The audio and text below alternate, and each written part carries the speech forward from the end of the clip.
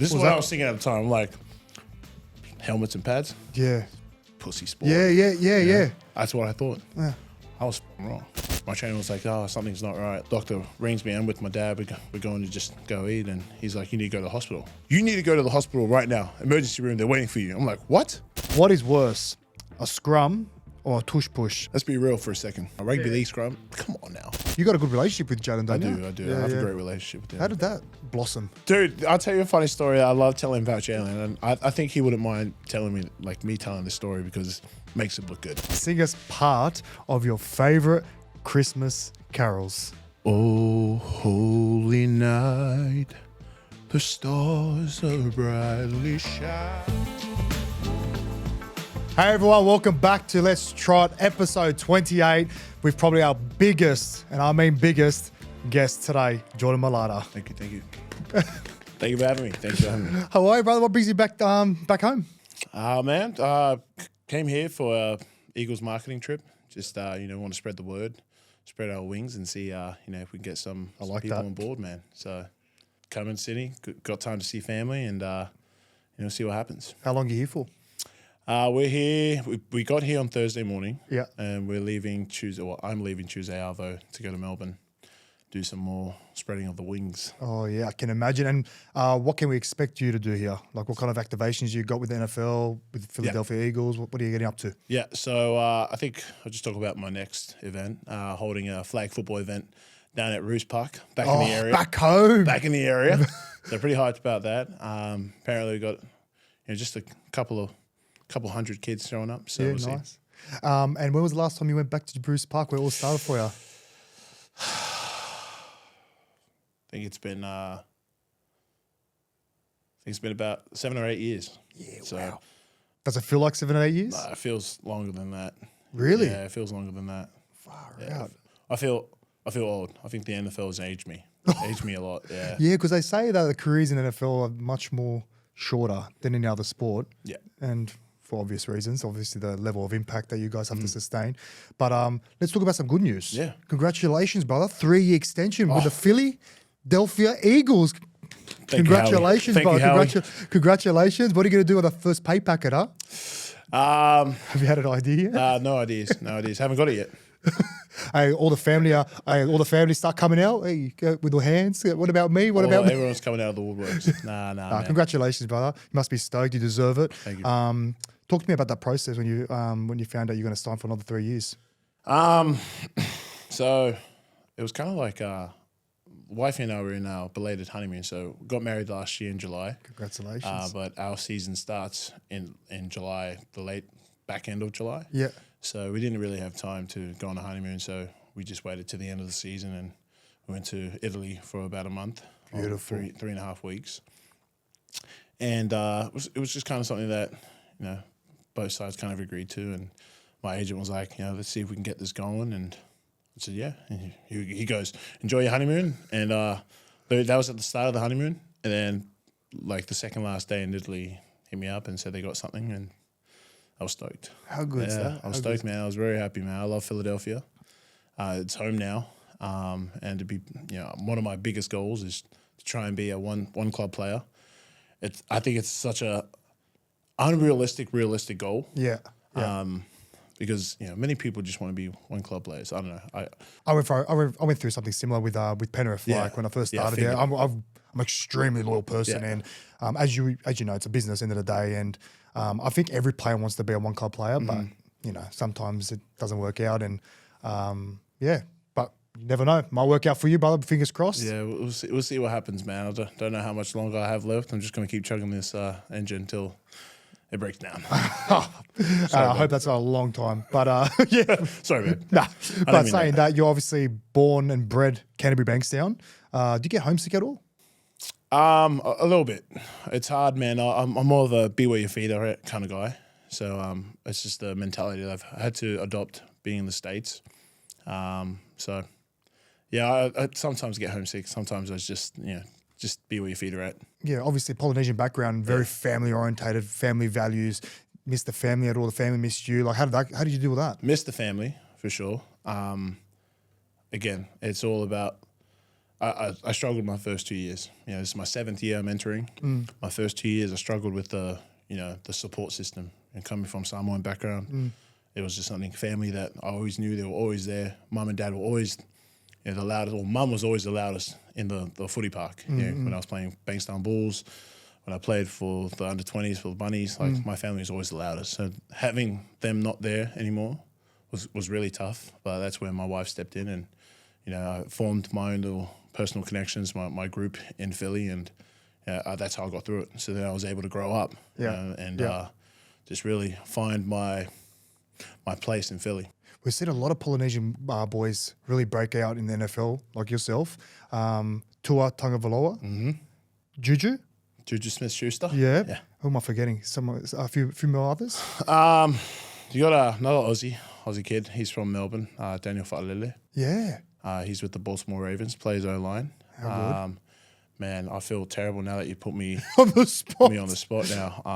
But there weren't that many when you first broke out, correct? Like you were one of the few. I think I got lucky. My rookie year, I was very fortunate to walk into the locker room I did. Yeah. Because they had about 8 Polynesians. We had Halapulavati Vaitai. He's Tongan. We just called him Big V because of that name. That's easier. A long name. And then we had Isaac Selmalo. Yep. He was Samoan. We had Destiny Vial. Carmel Gruzia Hill. He's Hawaiian. They don't really care. I'm just playing. I'm fucking around. I'm sorry. He didn't hear that. I'm just kidding, Carmel. I love you. Then we had Halori Ngata. Yep. And who else? Am I forgetting anyone else? I said 8, but I just named 6. Yeah. That's amazing. 2 other guys there. So it would have been a bit of easier transition for you, hanging out with those boys, same values, like I said before. Yeah, for sure. It was again, the locker room I was, blessed to walk into, man. They already had the Polynesians there. And so, that was easy to get along with. Talk to me about the city of Philly. Obviously a big change compared to Bankstown. Obviously the city of brotherly love, it's referred as. Talk to me about that. I think it's a pretty simple recipe. They're a passionate fan base. They no doubt. Am I allowed to swear on this podcast? Of course you can, man. Right. You can be you. They give a fuck. They give a lot of fucks. Yeah. And you get that from a blue-collar city. And they don't mind being called a blue-collar city. They love it. They're passionate, like I said. And I think when you look at all sports in Philadelphia, it's not just football. It's the baseball. It's the basketball. It's the hockey as well. Even the lacrosse team. We have a lacrosse team. Do you know what lacrosse is? Of course I do. I wouldn't play it, but I don't think you would play it. I don't think I'll play that. It's too much running. The racket's the size of your hand. That's why I left. They're just a passionate fan base and a passionate city. Yeah. And so I've grown to love Philly because it kind of reminds me of Bankstown, just a very blue-collar city, Humble upbringings, people just going to work, doing their job. And then, if you just play your ass off, that's the recipe. And that was taught to me by none other than Jason Kelce. Yeah. The simple recipe, just play your ass off, give everything you got, and people will notice that. Because they'll definitely have your back when you're going well. For sure. But they'll definitely let you know about it if you're not going well. That is another one. Hey, they're not afraid to give you the God's honest truth. Have you had any harsh criticism from for any sure. Yeah, for sure, man. What's People the walking on worst? the street. What's the worst? People just come up to me and be like, hey, what were you thinking on this play? Just on the street like that? And they're detailed. Just on the street. On the street. We just spoke about this, about like Americans and Australians and like, the difference between like just meeting some random on the street and having a conversation with them. Like here, you wouldn't do that. But in America, it's very easy to conversate with people just like that. Again, they're passionate, man. Very honest. They're passionate. What it sounds of it. Well, they just want to know your thoughts behind it. And I'm just sitting there like, I'll give you the God's honest truth too. This is what was going on, and it just wasn't good enough. I've got to be better. Yeah. And I mean, I've had a lot of experiences with fans in Philly, all great. Whether it's good or bad, it's all great. I understand it's coming from a place of their love for sport, their love for city, and the pride that they have in that city. And so it's pretty easy to converse with people who are respectful. Yeah, of course. I don't have time. I won't have time for you if you're disrespectful. Well, me and you both. And I'll give you all the time in the world, man, if you're respectful about it. And we have a good laugh. Yeah, I love that. Well, just like you, our proud sponsor of the show, SHOEGRAB, brother, have gifted you, I think, a pair of Yeezys. Why don't you dig into that bag and open them up, brother? Come on now. Yeah, come on. You know what size I am? What size are you? I'm a size 18 US. Oh. Yeah. If there's a size 18 US Can we just double check that? Because like we got like 2 days to try and find All your right, shoe let's do size. this. So let's see what we got in there just to make sure. I think it was a 16. I took a wild guess, but size 18. Damn. You know what? Because they're Yeezys, I'll just, You figure it out. I'll just put it in. The toes are just going to go like that. I'll just find a way to make it fit. Keeps getting worse. Chuck, open her up, brother. What do we got? You got a these are sponsor? clean. Oh, they're These the are best. clean. Look at They're my these. favourite, the Look at bones. these ones. I don't even know what this is. I'm not a shoe guy. Oh, really? Yeah, I'm not a shoe guy. What are you? Material? We can't be a material? shoe guy when you're size 18. For Yeah, God's- well, yeah. You crying don't out got that loud. luxury, do you? No, these are nice. You can't pick it. They are nice. They are nice. Shoe grab. Thank you. Appreciate it. These are awesome. We'll make sure we'll get your actual size, brother. Nah, don't worry about it. I'll just cut the heel out and we'll be all right. All the front. Yeezy cross Hey, did your shoe say something to me? Nah, it's all good. It's all Thank good. you, brother. Appreciate it. Nah, you're welcome. You're very welcome. Thank you for coming on the show. A little you're small right. gift from our proud partners, brother. Thanks, guys. I appreciate it. Easy, man. Let's just do it. Have you always had a problem with footy boots and stuff like that? Always. Non your shoe size Yeah. now? Yeah, always, man. So what did you end up doing? Like, what was your alternative answer? If you couldn't Dude, find- we just try to find the biggest one, man. And Shopping where at Salvos. Yeah, Shopping really? at Salvos to find something. The DSW, their shoe warehouse, I think it's what they're called, in Reesby. Used to always go there just to find even like school shoes. Like it was so hard. Like when I was 12, my shoe size was 12, and it just kept going up by age. Jesus Christ. Big foot, and it was tough. Back then, it was limited. I didn't really know of East Bay at the time. Excuse me. You're right.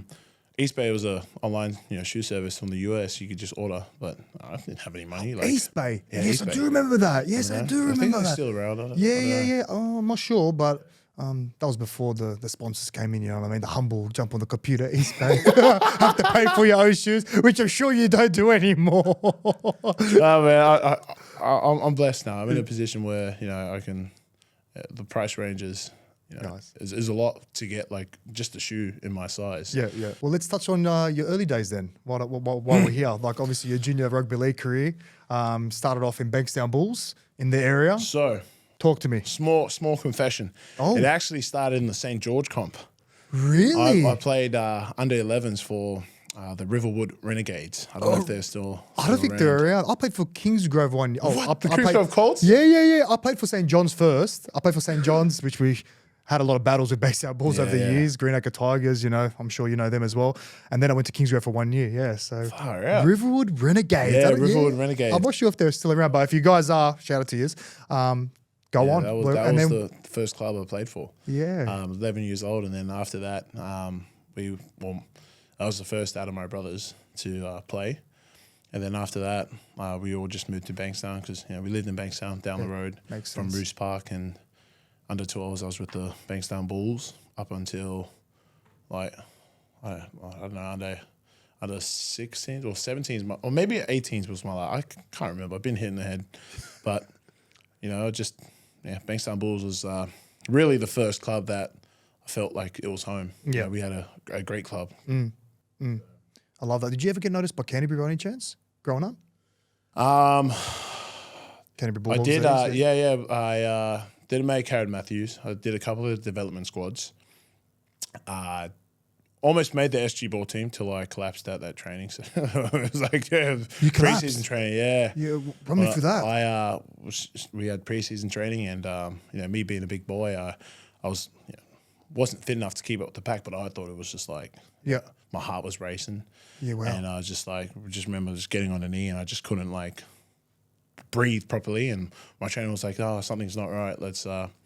Linda Kitchen, shout out to Linda Kitchen. Wow. She was the one who forced me to go to the doctors. Wow. So I went to the doctors and did some tests, and about an hour later, doctor rings me in with my dad. We're going to just go eat, and he's like, "You need to go to the hospital." Like, that's what he said. This doctor rang me up, and the first thing he says, "You need to go to the hospital right now. Emergency room. They're waiting for you." I'm like, "What? Like, what do you mean?" Oh, thank God I picked up the phone with my dad. My dad who barely speaks English. Would have been like, "The hell are you talking about?" Yeah. He says something wrong with your test. You need to go. You go to hospital. So we go to Bankstown Lidcombe Hospital. Yeah. And go to the ER. They check me in. I'm sitting in the emergency room. And doctor comes in. He says, "Oh, we're going to run a couple tests on your heart. Your doctor says this, and this is off. So we just want to be sure. Turns out I was born with a heart syndrome called Wolff-Parkinson's White syndrome. And it was, when you have double beats, palpitations in your heart, and it was causing like my heart rate to go through to like 180, 200 at times. And I thought it was just, me being a big boy. That's what I was thinking. I couldn't keep up.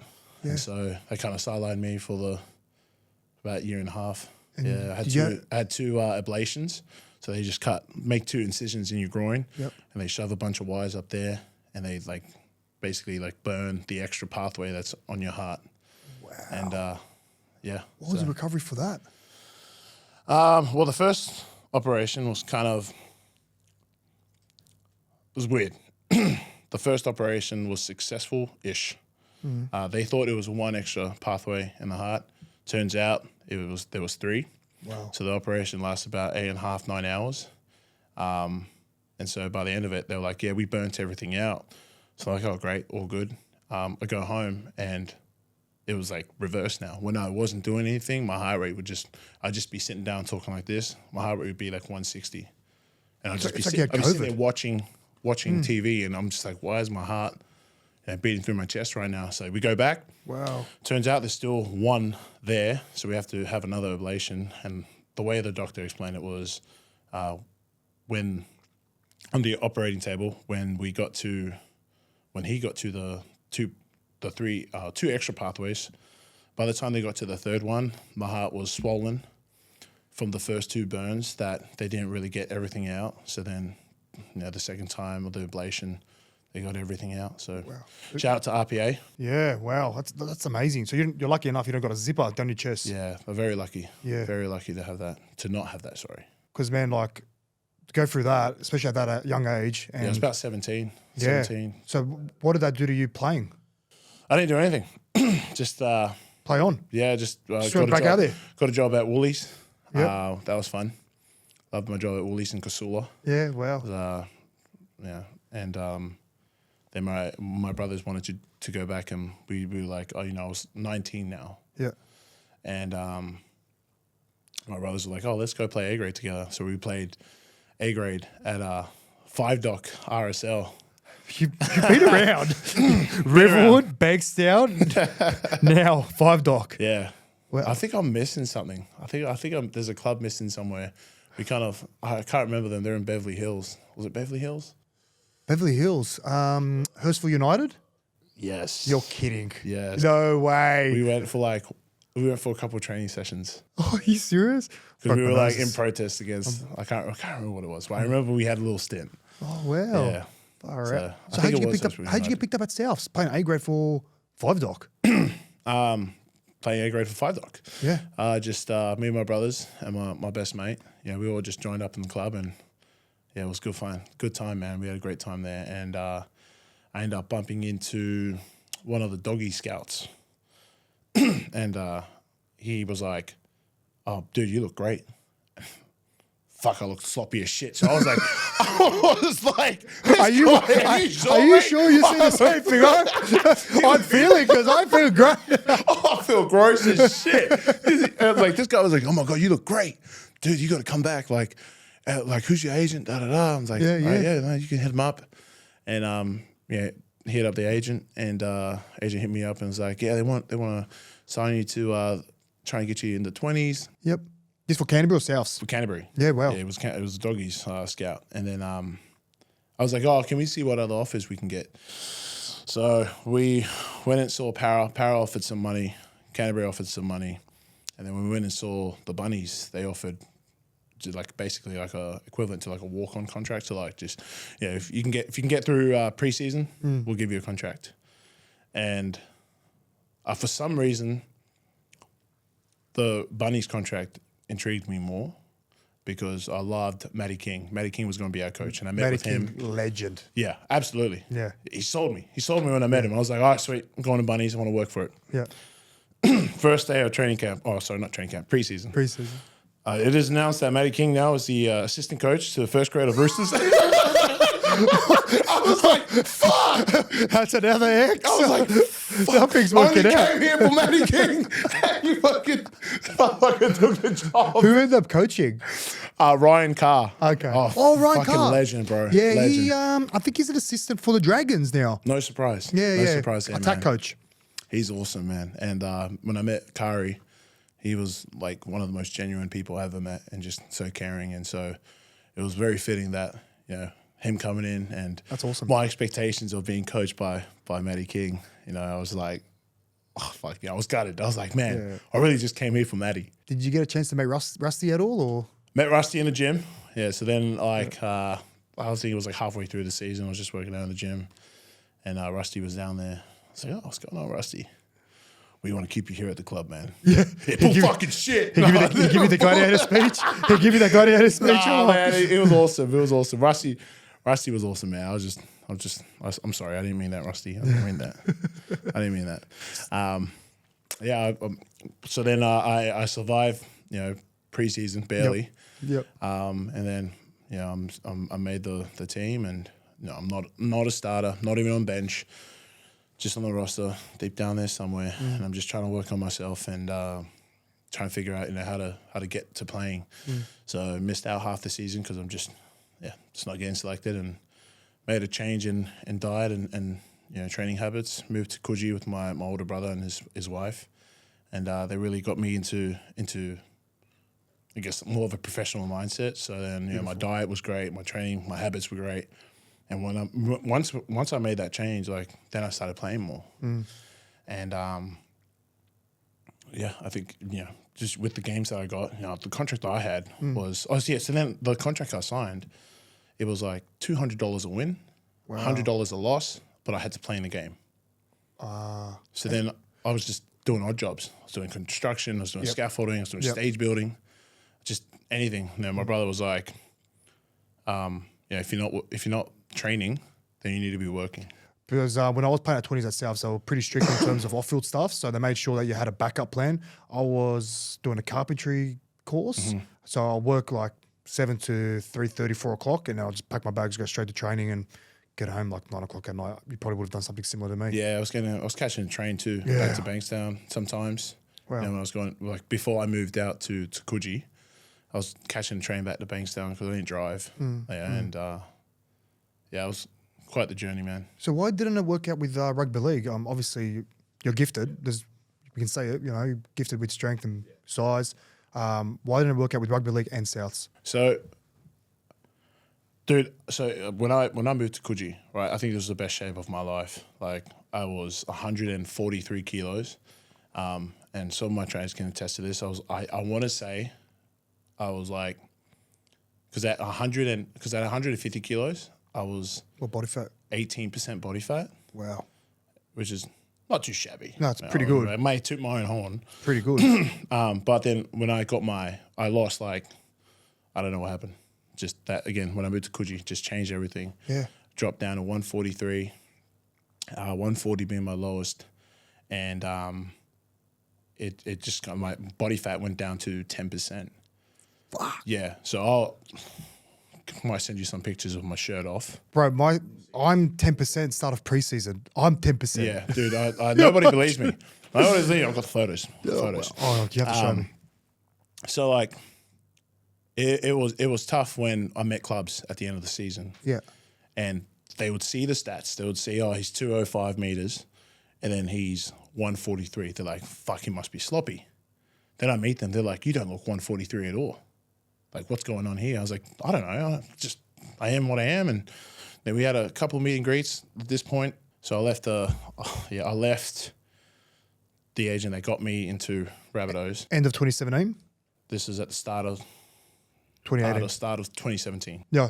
And then I was able to meet with a lot of clubs, and just the clubs weren't taking the risk because they saw 143, and then you think it's a lot of weight to move around, regardless of how his body fat is, and I just wasn't getting an offer that intrigued me. Like the best way I could put it was they had these like a development spot for like 4 juniors. You know what I mean? I don't know what it's called. Development contract for NRL, right? So you have like your top 30, and then you have like 4 players on a development contract, which is not the minimum wage, it's like below that. So it gives you an opportunity to train with the first graders. Yeah. Well, that's what I was trying to get to. You know, I was just like, dude, I'll just an opportunity. I know, just an opportunity. It's all I wanted. Didn't get it. So North Sydney was offering, you know, like I think it was like 10K contract. Yep. You know, and is this to play prop? Is prop? Yeah, it was prop. It was prop. Man, I wish I played winger, man. I don't know.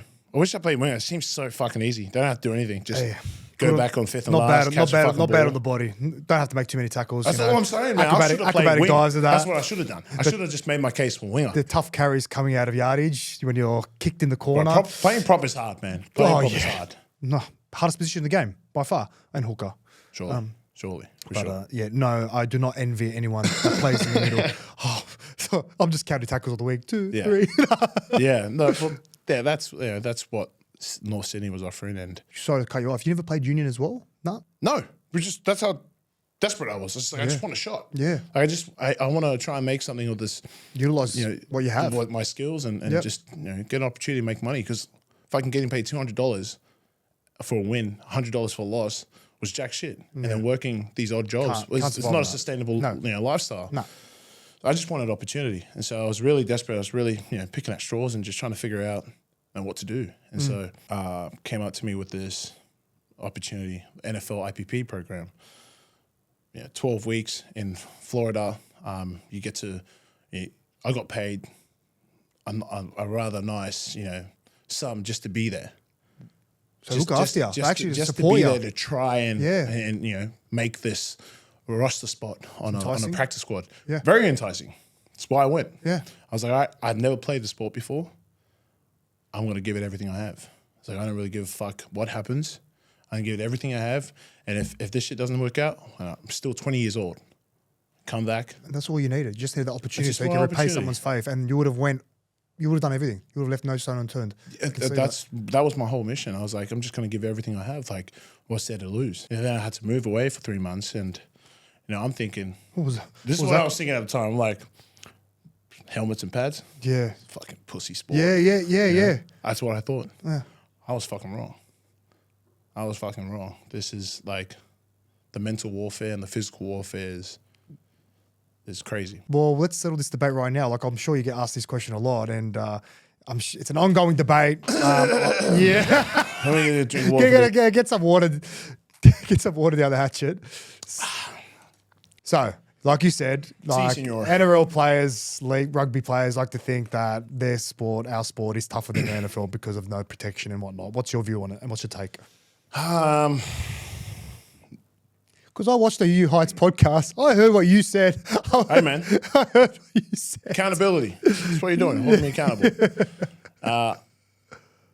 Did you see my caveat, though? Did you see what I really said? When I feel like people stop listening. It was very grey. It was a very grey answer. It was very broad. It's hard because we don't want to learn. Yeah. We don't want to learn I know Australians don't want to learn football, but that's why we're down here. We want them to. I want people to learn it's playing chess. Yeah. It's playing chess, not checkers. And I'm sorry to make that comparison. I know a lot of fans will probably be pissy about it, but it's true. Like, the game of football is such a chess game because there's so much technique involved with the game. There's definitely a lot of detail. Definitely, I agree with you on that one. Yeah, it's very detailed. Like, I can see a lot of football players coming into rugby, and you can teach them how to play, like, in a shorter amount of time than it will take taking a rugby player, because there's only so much that you can do as a rugby player. Yep. That will carry over. Like, you could play running back, but you couldn't play defensive back. You could probably play linebacker, but then you'd have to learn how to read the offense. Yeah. Like, there's so much detail involved in every position, and every position is unique. It's a beautiful game, man. I fell in love with the game once I started learning, and again, the culture that I walked into was amazing, next to none. I have one of the most detailed coaches in the NFL as my position coach, and learning football from him has been honestly a dream come true because he's, again, taught me so much. I still have so much to learn.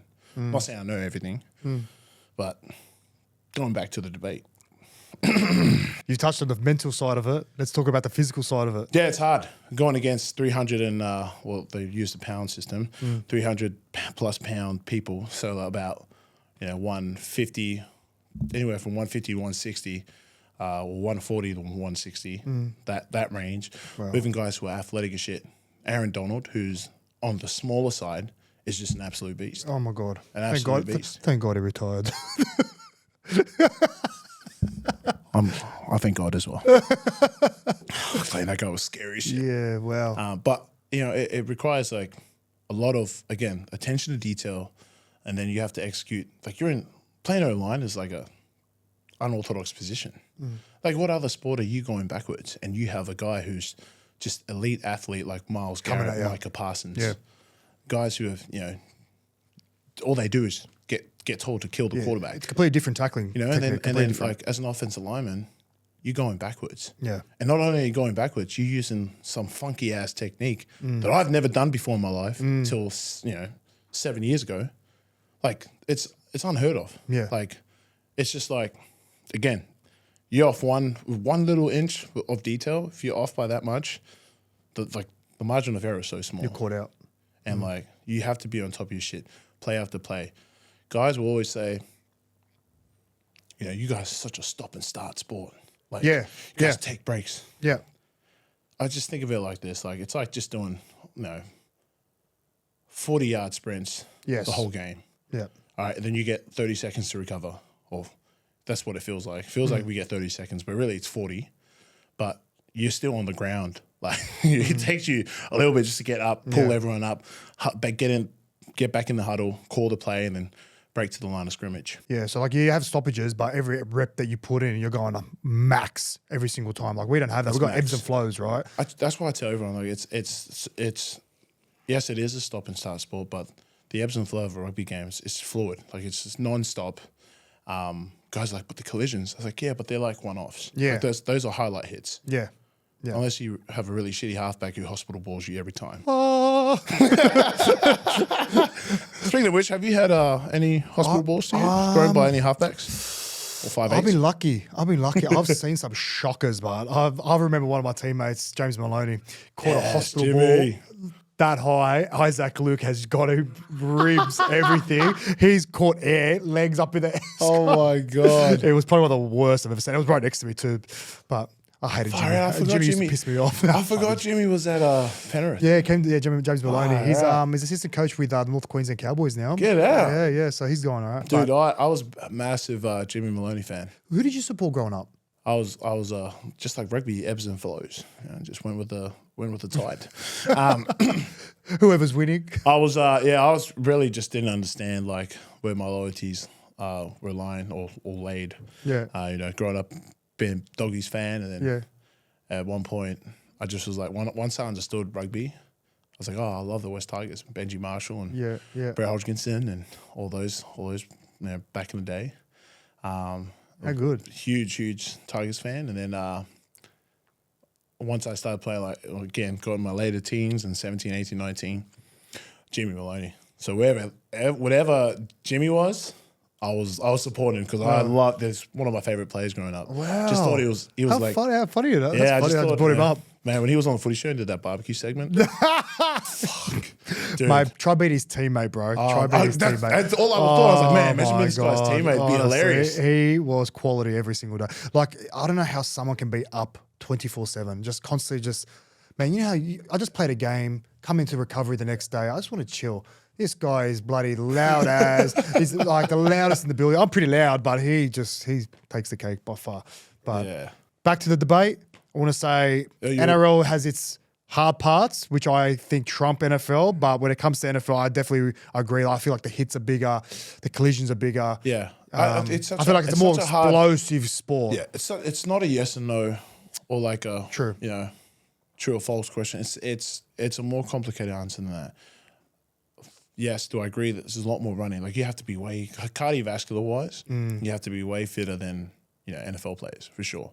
Like you guys can run circles around us, and I tell this to any football player. Like I tell them, like, yeah, rugby guys are fit as shit. Like, dude, I'll tell them some of the preseason stuff we do. They're like, you guys didn't do that. It's like, yes, we fucking did. I was like, and that was under 20s. It wasn't even first grade. I was like, telling him, I was like, I didn't even play first grade. Like, that's under 20s. I hate like these guys would run circles around you. And like, yeah, I think it's easier if you take a rugby guy and you slot him into a position that utilizes and maximizes his abilities. Yeah. You get phenomenal product, you get phenomenal output. But back to the debate, not skirting around the question. It's not a yes or no question. It's a hard question to answer. I will always say this, that playing O-line in the NFL is harder than playing prop. Although I understand that I did not play first grade, but these are just my experiences. Like, I can only go off what I know. Of course. And I don't know everything. And I'll never know what it's like to play first grade. And that's something that, I struggle with, even though I would have loved to stay here and play first grade, man. Like, I'm a league boy. Never got to live out that dream. Well, the decisions you've made, I'm sure you don't regret them, because look where it's taken you. So, yeah. He said it, not me. He said it, not me. All right. Well, back to your story. Obviously, everything you copped as a kid, humble beginnings, the rejection, having to have heart surgery, surely there would have been some self-doubt there, like before you took up this opportunity with the academy in NFL and going to Florida and played an entirely different sport. Like, how did you kind of curve that and put that all aside and just go, you know what, this is going to be my career. I want to make a living out of this. Yeah, I think we have to go back to the moment the NFL flew us out to LA to audition. So I had to try out for this Combine? It wasn't like the combine. So the NFL combine is a whole different thing. This program is nothing to do with that. Okay. It was just like they were flying guys into LA to try them out, work them out to see if they would, if it's worth their time to put them in a 12-week program. Okay.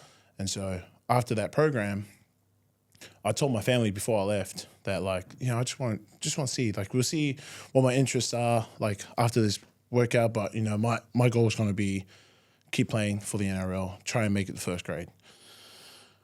After a week there, they put me in classes. I had, like, guys teaching me just simple X's and O's and just the workout alone and watching film with them, traveling to NFL media in LA. I was captivated. It was enough for me to sway my decision and, like, love that. Yeah, this is what I want to do. This is the path that I want to try.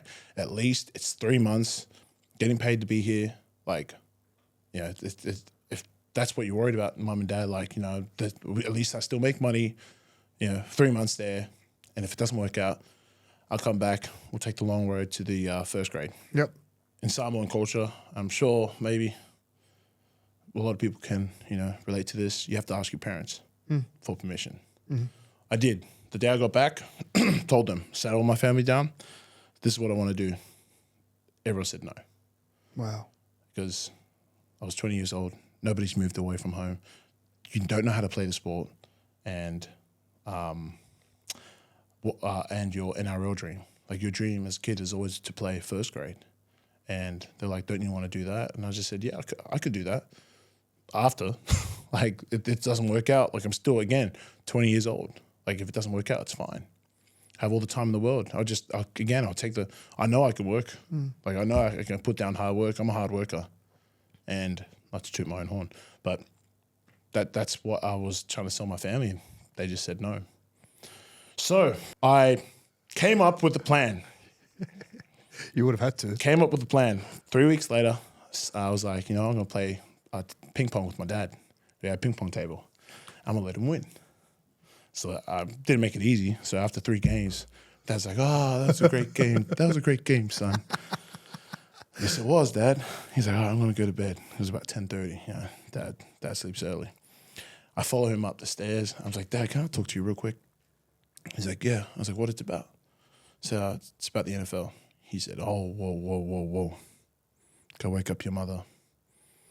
So I go to the living room and wake up Mum. I was like, Mum, Dad wants to talk to you. He's like, what about? I was like, I don't know. He just wants to talk to you. You threw your dad on the bus. You're good. I had one goal, and it was to get yes. It was to get my parents to say yes. So I told them, I told Mum, I was like, yeah, Dad, I don't know what he wants to talk to you about. She walks in, and she's like, what, hun? And he was like, your son wants to talk to us about the NFL. And he's like, you lied to me. I was like, yeah. Anyways, sit down, Mum. And I spent an hour and a half talking to them in the room. And my dad, before he said yes, he just said, are you sure this is what you want to do? And if you do, give it everything you have. Like, can you promise me that? And I said, of course, Dad. I promise you I can do it. Like, this is all I want to do right now. Like, all I have is right now. And this is the opportunity that I have right now. And I want to give it a go. I want to give it a decent go too, not half-ass it. So, promised my dad. He said yes. My siblings, very against it. Really? My two older siblings. The one above me, he supported everything I did, and my younger one too.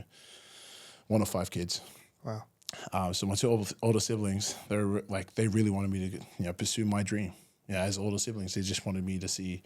They wanted me to be successful in the NRL. And so what happened was I caught the train out to the airport. And I signed the contract without them knowing.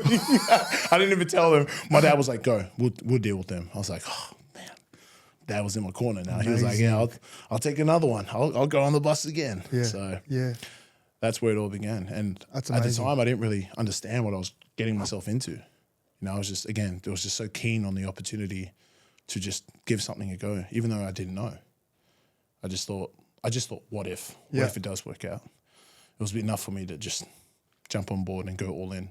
So when I got to IMG Academy, Florida, 2018, second week of January, 14th, I think it was, Jan 14th. So is that like an international program for players around the world, or just particularly in Australia? So the idea for the program was they wanted to branch out and bridge the connection for the NFL in your respective countries. Gotcha. And so how they did that was they would pick athletes, regardless, whatever grade you were, B grade, A grade, whatever sport you played, if they thought you were valuable to them and thought that you could pan out to be a successful hit, they'll invest in you.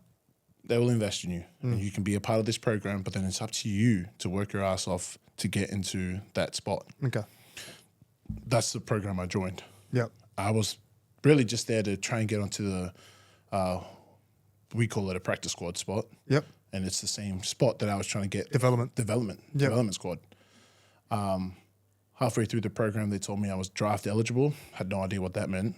So the whole education process was overwhelming. Learning a new sport, learning a new position, learning new techniques, and then being told that you're draft eligible. I was like, yeah, we hold a draft every year. NFL, X amount of college kids. Yep.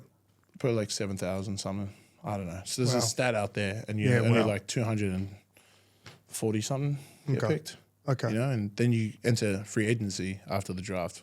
This is for college kids. So it's like 2-3% kids end up playing NFL. Yeah, wow. And once I understood that was the process, I just said, let's see what happens. So how long were you in the academy for? Then how long are you doing the 12 workouts? Weeks. 12 weeks. 12-week program. It was 5 days a week. We had Sunday off. That was our recovery day. Yep. But they killed us. Yeah, well, they destroyed us. They try to break 12-hour days. Try to weed you out, sort of thing. They were going to see what you were made of. Yeah. Try and put you in the mindset of, training camp is not that long. Training camp isn't 12 weeks long. Our preseason, it's not that long. So if you could last 3 months, you can handle that. You could be able to slot in and feel right at home. So in a blink of an eye, you just went from playing under 20s at Souths, making $200 a win, $100 a loss, to the draft. Yeah, essentially. And I went to the draft, got invited, went there, and didn't think I was going to get drafted. I worked out for a bunch of teams too during that program. Like after the 12 weeks, I had 8 or 9 teams fly to Florida to work me out, and that's when I met my position coach, and he worked me out. He led the workout, and he pretty much gave you that position. Did he, or was that a decision that you made that you wanted to go for? No, that was the decision that the program, our coaches, Will Bryce and Adam Dirty, and whoever runs that, the board there, they thought I would slot perfectly into playing left tackle. And so the test that you've had to do, like what do you have to do, like a 40-yard dash? It was combine stuff. Yeah, it was all combine stuff, but not at the combine that you see on TV. Gotcha. So you get thrown into the draft. You just said that we end up going there day 2. just to see everything. And they really thought if I had a chance to get drafted, it would be day 3. Yeah. And day 3 rolled around, and we were there for all day. We were there for like 6 to 8 hours, and just walking around, sitting down. we were in the waiting room, just in Yeah. the back, like, I was Wow. doing head miles, like, oh, Yeah. I mean, I know you're not expecting to be drafted, but what if you did? What if the what if came again? Yeah. And I got a couple of phone calls, like waiting in the back room, like you see the area code pop up. You're like, oh, Cleveland's calling.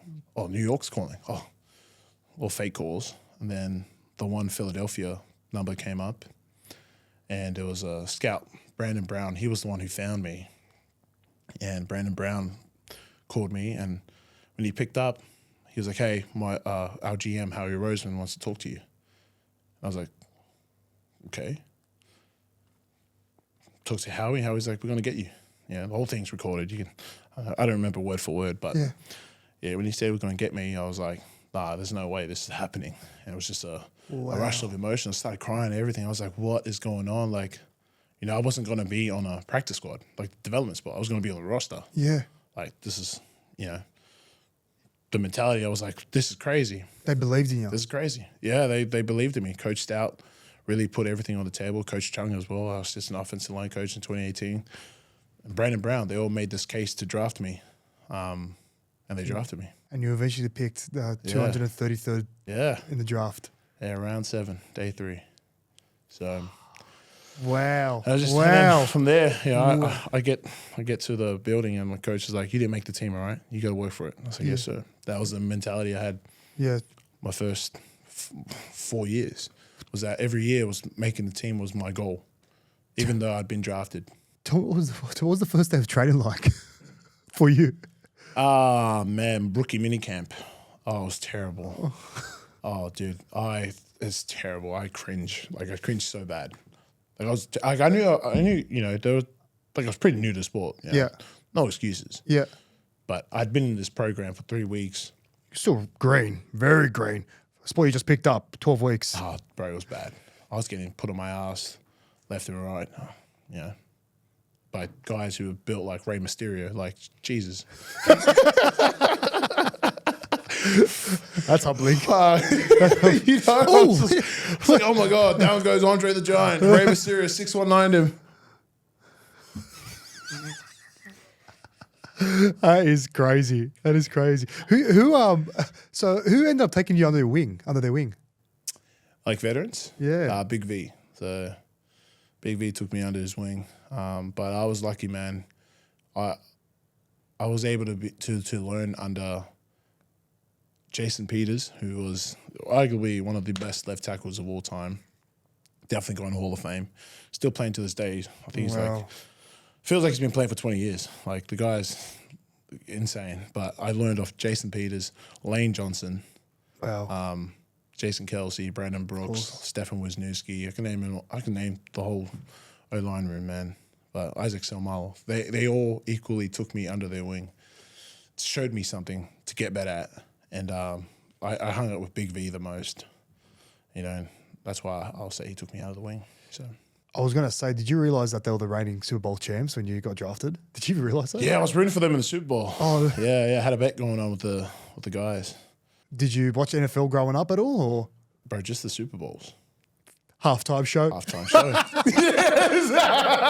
I'm so glad you said that. Yeah, that was my first. That's how I got introduced to the sport. So I used to love the Super Bowl halftime show, all the spectacle and whatnot. And I feel like that's what we lack in the NRL Grand Final, like just a mad halftime show. Like, when you're in the sheds, you can hear all the music and stuff when you're playing. But you don't like Shannon Knoll when Shannon Knoll comes back? I didn't say anything. You don't like it when Shannon Knoll comes back? I'm talking about the spectacle. Good. I love Shannon Knoll, bro. I love Shannon Knoll. But what about me? No. It isn't fair. I've had enough. Hey, you just I was going to ask this question down the track, but you just got me going. You're a bit of a singer, huh? Bro, what Polynesian do you know that doesn't sing? That's so true. You grew up in the area. That's so true. Everyone's like, oh, you can sing. I was like, man, you should see all the cats back home. I'm like, man, everyone can sing where I'm from. Tell me about, like, the Masked Singer, doing Christmas carols with the Kelce brothers. How did that all come about? Yeah, I think I love singing, man. I always sing all the time. My wife probably hates it because I'll do in different accents. Country accents, I'll do everything, man. I'll sing Broadway. I'll do everything. And my wife, I think I annoy her a lot, but she loves me, so it's fine. The Masked Singer, they approached me and my agency. Yeah. And it was at the end of the 2021 season, heading into 2022. And we were still kind of like trying to find out, we made the playoffs and filming started, the end of January. So I told them, like, I don't know if I can commit. Like, they really wanted me on the show. I was like, okay, but the football comes first. Of course. Like, football's paying the bills. You guys aren't. And I just signed my second contract that year. And it was a lot of pressure, I just wanted to seem like, it was worth the money, just focused on doing my job. And then we got eliminated the first round. And I was like, hey, you guys still available? I'm free now. Yeah. And I went, they flew me and my wife out. And man, what an experience that was. My favorite part about the whole experience was the people backstage, like the casting crew, producers. They were awesome. Like, how good's that? Each talent got their own handler, and man, we became besties with our handlers out there, me and the wife. So it was an awesome experience, man. Like, hell of a rush. Yeah, I can imagine. And I know there's a Masked Singer Australia now. There is, yeah, there is. I'll be totally honest, I haven't watched too much of it, but maybe give that one a crack too, if you have time. Your busy schedule. I'd like to be a judge. Yeah, that's better. I'd like to be a judge. I've got to go back to your Philadelphia Eagles. What's a training day look like for you? An average day? They vary. So right now we're in a period called the OTAs, off-season training activities. Yeah. They're not mandatory. Yep. But it's frowned upon if you don't show up. I'm just gonna keep it real. Yeah. So like we all show up because we just want to start building culture from day one. And day one is this week. I'm doing a lot of culture building in Australia right now and not in America with my team. But it's worth it. It's worth it. But it starts, again, this week. And it'll go from, we have different phases. The NFLPA is kind of like crazy about what they can allow and how long the training sessions are. So right now it's just lifting in the gym. Yep. It's about 2 hours a day. And then we'll go home. Do that for 2 weeks. Next week, 2 hours a day in the gym. Yeah. Half an hour on the field. That's it. Then the next week is, 2 hours in the gym, an hour and a half 2 hours in the meeting room, and then half an hour on the field. It's just like really broken down into the very specific. Yep. After OTAs is done, it goes from April to June, second week of June. We get 4 or 5 weeks off. Depending on the team, they can vary on how long that break is. Because then you're going straight into training camp. And training camp is usually the bulk of our preseason. Of course. Because then it's like the collision. That's where you go O versus D for about 2.5 weeks. Then you sort of taper down a little bit, and those days in training camp are long days, 13-hour days. Yeah, wow. Yeah, 13-hour days. And we're lucky to just get 2.5 hours or maybe a little bit less than that, 2-hour practices each day. And everyone's different. Every team's different. Depending on how the coach wants it, you can go 4 days straight, you can go 3 days straight. They used to do 2 days. So you used to do 2-hour practice in the morning, 2-hour practice in the Arvo. And now it's a little bit better, but most of our time is a lot of meeting times. Yeah. Focused on recovery. So we're doing a lot of meeting, a lot of recovery, and focus on practicing in the morning because it gets pretty humid in Philly. Does it? Yeah, really humid. Like, terrible. Okay. Like high 30s, high 40s, and humidity will be 100%. And it's just like... Sounds like a day in Penrith. Fucking bad. It's so bad, bro.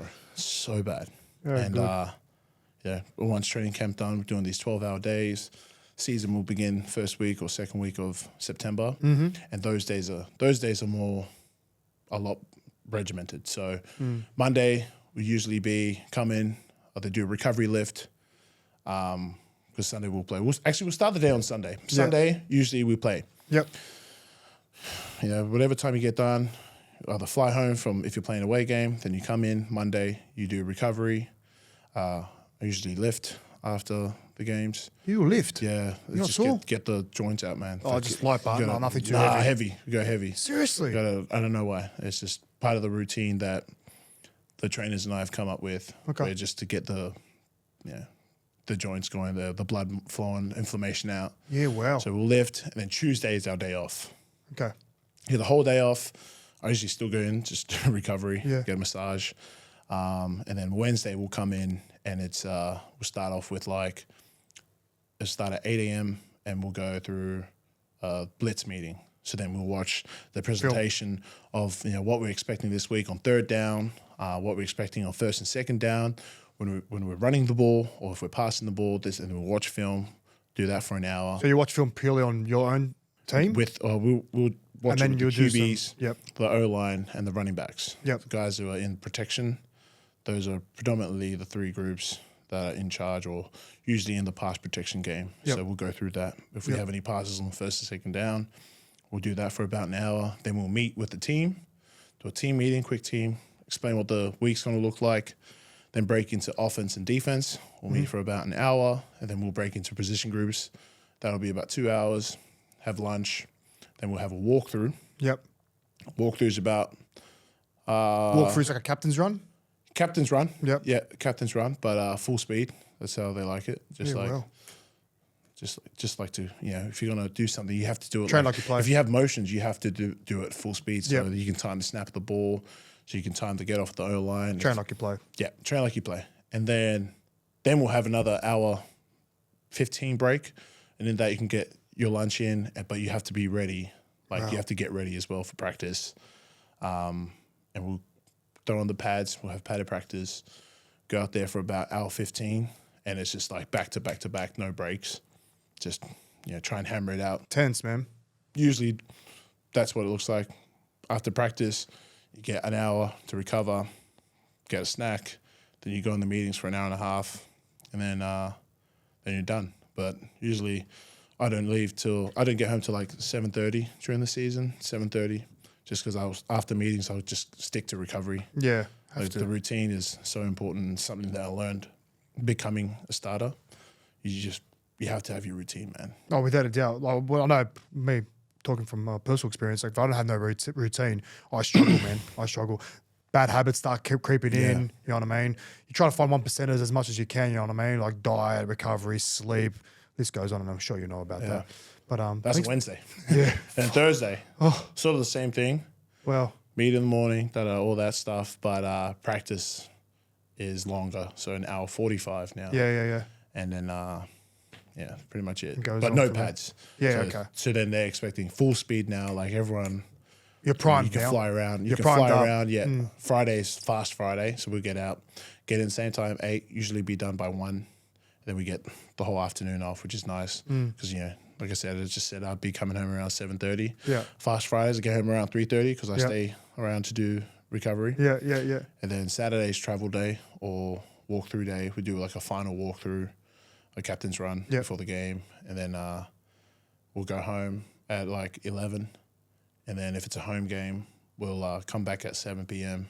Wow. to do more meetings, and then stay at team hotel. Wow, that is intense, man. That's busy. That is busy. Full-time job, man. Yeah, it is, man. I'm blessed, man. This is the life I chose, and I love that.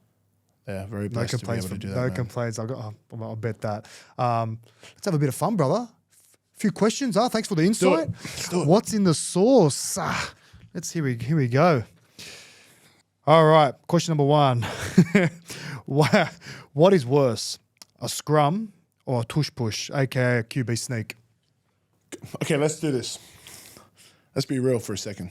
Let's just be real. Okay, Ain't no fucking scrum in rugby league, bro. Oh, that's fucked. Yeah, I agree. I got a tush push. Gotta say it. Yeah. Tush push, man. Yeah. You already know. Like you guys behind the camera, you guys can't be like, yeah, it's tougher, like a rugby scrum. Rugby league scrum. Come on now. Yeah. What about rugby union? Oh, you never played rugby union, so you can't really say that. union. Anyway, next question. That wasn't the question though. You asked me rugby league scrum. So. Yeah. True. I'll take that one back. Hardest defensive end you've had to face? I think I know the answer.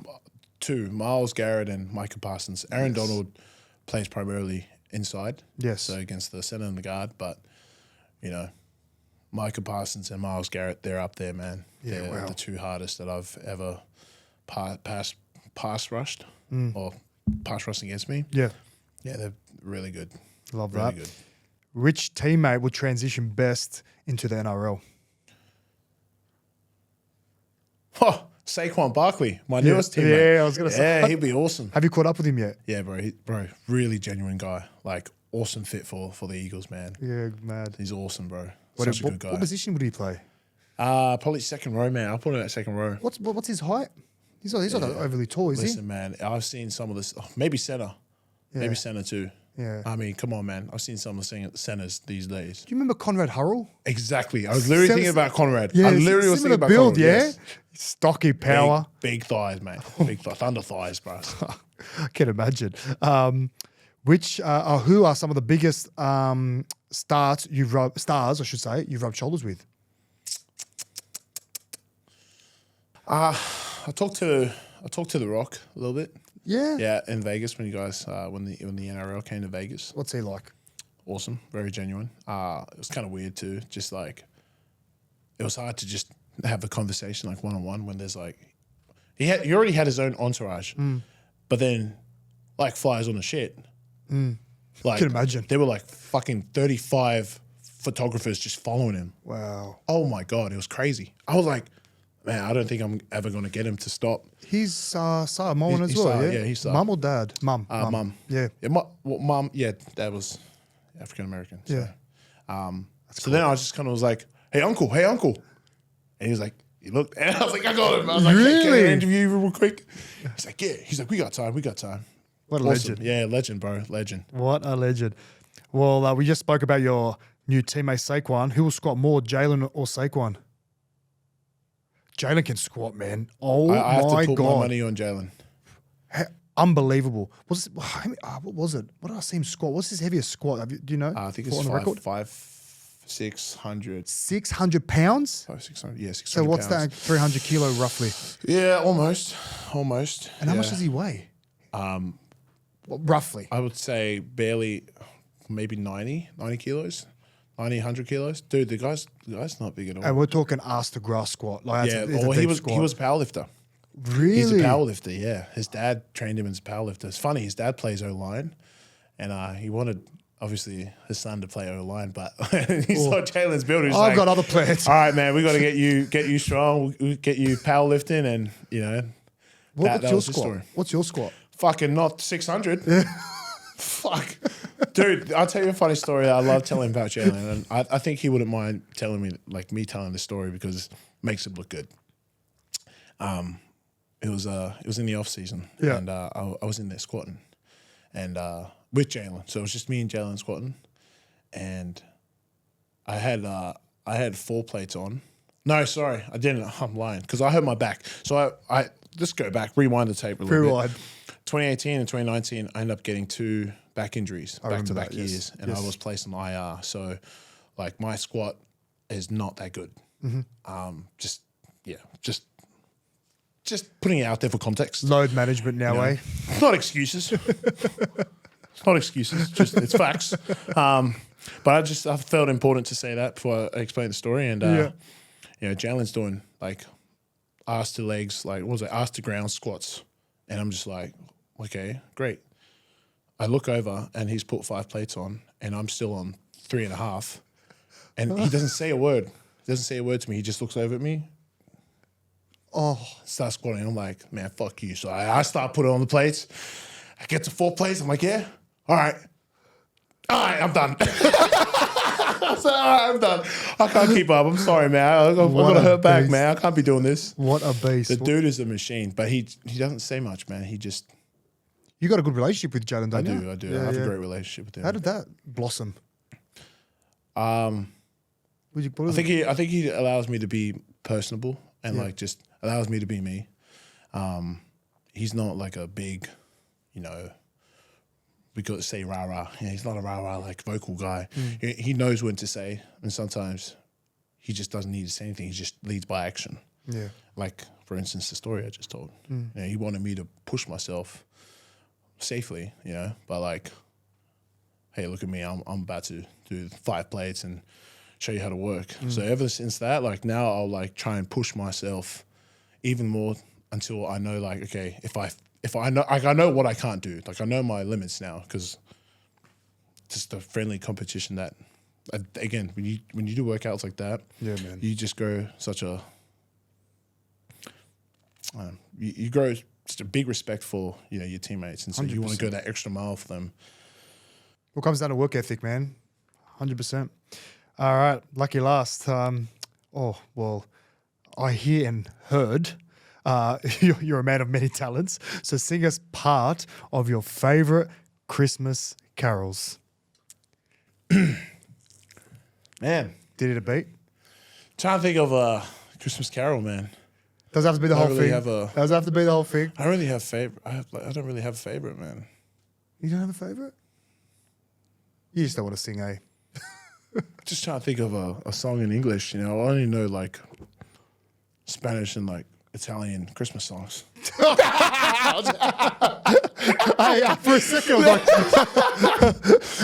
like, Speaking English, singing in English is really hard, man. I was having a rough time just translating the words. All right, I'll do one of my favorite Christmas songs of all time. It'll be just do one part. Oh, holy night, the stars are brightly shining. Actually, it's the lamp that's shining. I love That's all I that. got for you, man. I appreciate you, bro. I appreciate it. I didn't do my 2 I hour feel like routine to warm up. there was a lot more pressure just telling you to do that rather than running out to all those fans. Next part of us, the show, bro. We had Brandon Smith, the cheese, on the show previously, and he wrote you a question, brother. If you want to dive into that envelope and open her up, whenever you get a chance. Let's see what we got. Did he also lick the envelope? He licked it really well. Fucking God. I actually stitched him up. I told him he had to. Look down the barrel as well. Kind of stinks like cheese, bro.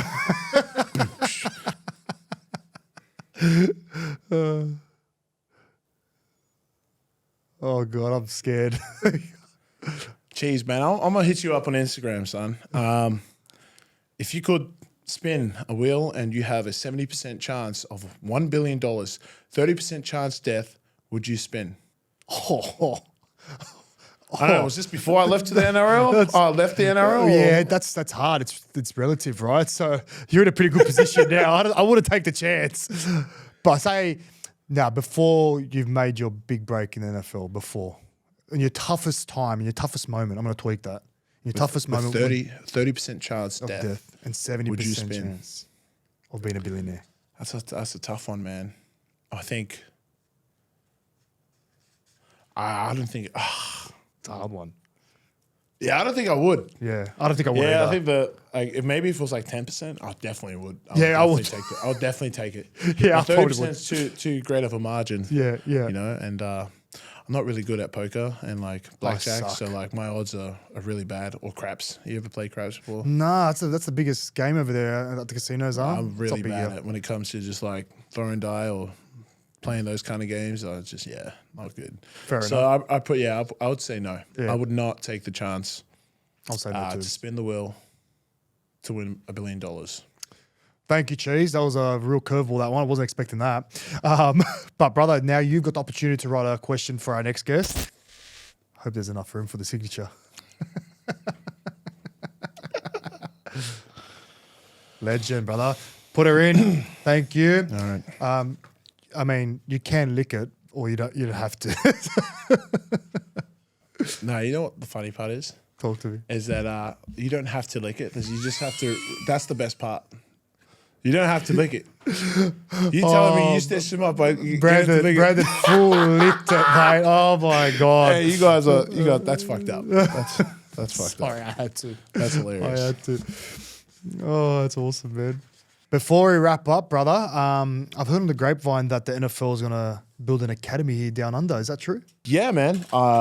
Very, very lucky to be a part of what the NFL is trying to build down here. They're going to build an NFL academy and hopefully grow. They also have one in the NFL. They also have an academy in the UK. Yeah, wow. So they're hoping to expand their roots to Australia. And Has the build commenced or? I can neither confirm or deny, but I will tell you this: it is happening. Beautiful. It is approved, And And where it's going to go down. do you know where it'll be based? It'll be based in the Goldie. Yeah. Pick a more comfortable place. Yeah. Hey, but I will say this. I'm excited for that, man. Yeah. I think there's a lot of young talent here, and there hasn't been a pathway before that's going to be more direct than having the NFL have their own base here in Australia. Yeah. And, now you don't have to go through the IPP. You don't have to go do this. You just have to go through the academy.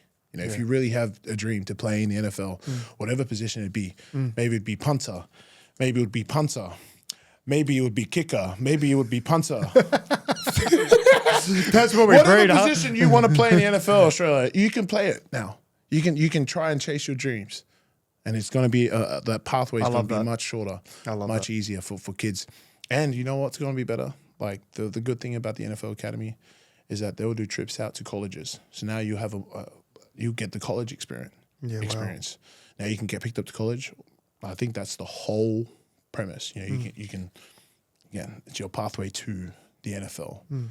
And although your pathway won't be as direct as mine was, because I was very blessed, very lucky to just straight to NFL. Yeah. A lot of guys hated me for that. Yeah. Yeah. Oh, yeah. I can see that. These guys have been playing the sport since they've been kids, and you kind of. And that's the one thing as a international player you have to understand. Like, you're taking someone's food off the table. It's not personal though. It's not personal, but that's the reality, and you have to be willing and ready to do whatever you can. If you want to put food on the table, you have to do the same. You just got to work your tail off. And the statistic: 14,000 college kids for the draft. We got the numbers. That's crazy, man. And only that's less than a percent. That has to be less than a percent to make the NFL. To make the NFL. So it's wild. You got to work your tail off. Brother, I really appreciate you coming on the show today. Man, you're an inspiration. There's a lot of Aussies, Polynesians especially, that look up to you. You definitely had to do it the hard way to make to the NFL. It's nothing short of inspiring. And man, I want to thank you so much for your time. But before we wrap up and close the show, you need to do something for me, brother. What's that? You got to do the Eagles chant. Oh, let's do it.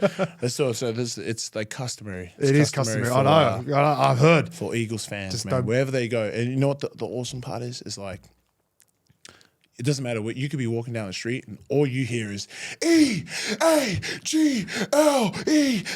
Eagles. I heard it in Italy. No, you did. I heard it in Italy. Did you? Dude, I couldn't believe it. My wife and I were just cracking up. With like, man, that we have a saying, Eagles everywhere. And like when I was in Italy this year, it was so true. I love that, brother. So shout out to all the Eagles fans everywhere, especially here in Australia. Again, brother, thanks for coming on the show. Thanks, brother. Thanks for that. Good luck for right. the season, and I hope you kill it, man. Get that ring, brother. baby. All the best with your podcast, man. This is awesome. Thanks, brother. This is Appreciate awesome. it. Thank you.